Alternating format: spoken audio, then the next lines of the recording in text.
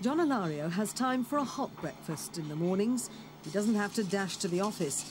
A few months ago, he'd have been joining the morning rush hour in downtown Houston, Texas. But Ilario worked for Enron, once the world's largest energy trading company and now the biggest bankruptcy in history. Overnight, many of Enron's 19,000 employees lost their jobs and savings. Yet top executives cashed in before the shares were worthless, making millions. It's an incredible feeling of frustration and anger. I think in the manner in which it happened, how swiftly it happened, and the fact that it was a sense of betrayal. Enron began as a regional natural gas company, but it grew aggressively, becoming America's 7th biggest corporation. Now that the giant has fallen and taken many employees' life savings down with it, workers like Ilario want revenge. I said, what's the best way to accomplish this, to vent my anger, and to let everybody know that we're not going to sit still while this happens. Layoff.com is Ilario's new business.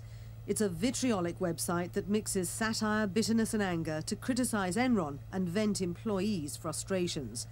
The website is called Layoff.com as a play on the name of Enron's former chairman, Kenneth Lay. As the scandal unravelled, Lay and other top executives pocketed millions by unloading their shares while encouraging others to invest. With grim irony, Kenneth Lay stars in Ilario's website.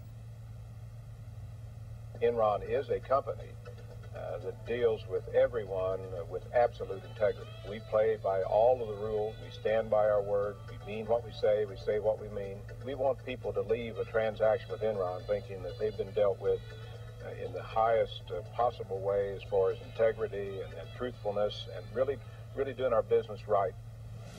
Kenneth Lay has also appeared on Capitol Hill recently, where a dozen congressional inquiries are looking into the Enron collapse and asking how is it possible for so many to lose so much.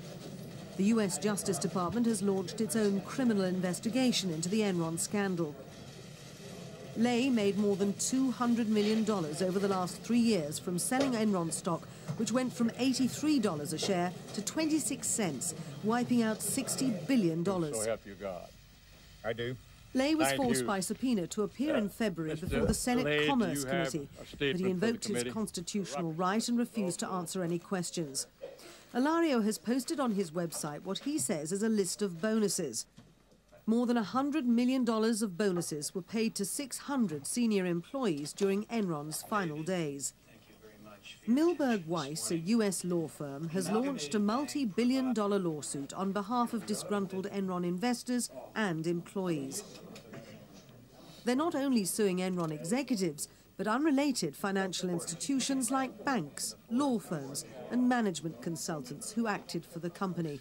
The bank believes it is unconscionable and therefore intolerable for these corporate insiders to inflict $25 billion of damage on investors, to ruin thousands of lives and countless retirements, and smirk and laugh to the bank with $1.1 billion in their pockets. As the details emerge of excesses by Enron executives, the anger grows among former employees. I needed to do this. I had to find a creative outlet that perhaps in my situation I had some juices boiling up, and that perhaps I did take it very personally, and that perhaps that this is my way of helping others express perhaps if they feel the same way. Houston is the 4th largest city in the United States, the gleaming symbol of gung-ho Texan pride. It's the hometown of George W. Bush, a friend of Enron's former chairman. Houston was made rich and powerful by the oil industry, and Enron was once the jewel in Houston's crown. Following the company's collapse in December, the city's Major League Baseball team has had to rename its stadium. Enron Field has become Astros Field. In the secluded suburbs, home to hundreds of middle managers once employed by Enron, many lives have fallen apart. Local churches and community groups are now providing financial and emotional help to previously confident and successful executives. Steve Crumley and his wife Linda have turned to their church for support.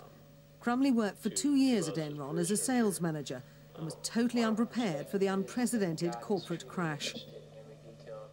this situation couldn't have happened at a more inopportune time. We were in the process of trying to refinance our house to try to lower our payments. And unfortunately, when you lose your job, you don't have the ability to refinance your house. We didn't have a lot of cash saved up. I've been through a lot of situations in .com companies where through it all we've strapped most of our savings. Crumley says he and his family are living week to week. They'll probably try to sell their house, but many others in the neighbourhood are doing the same thing with little success. Our Father, we thank you for this day, this food, enhanced it and prepared it. We're thankful for all the support that you're giving us through this crisis. His faith in his employers has been shattered. More and more US employees are worried about their pension funds being locked into their employers' stock. The collapse has made US authorities aware of the need for new corporate regulations. Tougher rules in the US would have repercussions for hundreds of multinational corporations. You want to have confidence that as an investor you're making a good, sound decision. I think the same is true of employees. Employees want to have confidence when they go to work for a company that if they work hard, they're going to get rewarded for that. US lawmakers are asking tough questions of people connected with Enron. Many issues have been raised by the debacle. President Bush has ordered far-reaching reviews of both pension rules and financial disclosure laws. The accountant's Arthur Andersen, which approved the company's financial statements, faces a criminal charge of obstructing justice. You don't know whether Enron will step up to the plate and pay the severance packages that are their standard packages, the packages that their board of directors has approved. But a quick legal fix isn't on the horizon. Untangling the company's off-the-book partnerships will take months, and bankruptcy procedures could take years. Enron employees and their lawyers are pursuing a class action suit to recover the value of their pensions. The suit now encompasses other companies involved with Enron, since it's unlikely Enron or Andersen will have deep pockets from which to pay. For John Ilario, selling T-shirts from his laidoff.com website has proved cathartic. He doesn't want people to forget the scandal of Enron, the bigwigs cashing in while employees suffer and investors lose. It'll be many years before the investigations are wrapped up, the lawsuit settled, the cases heard, or the complete facts known. But the T-shirts are Ilario's way of keeping the memory and his anger alive.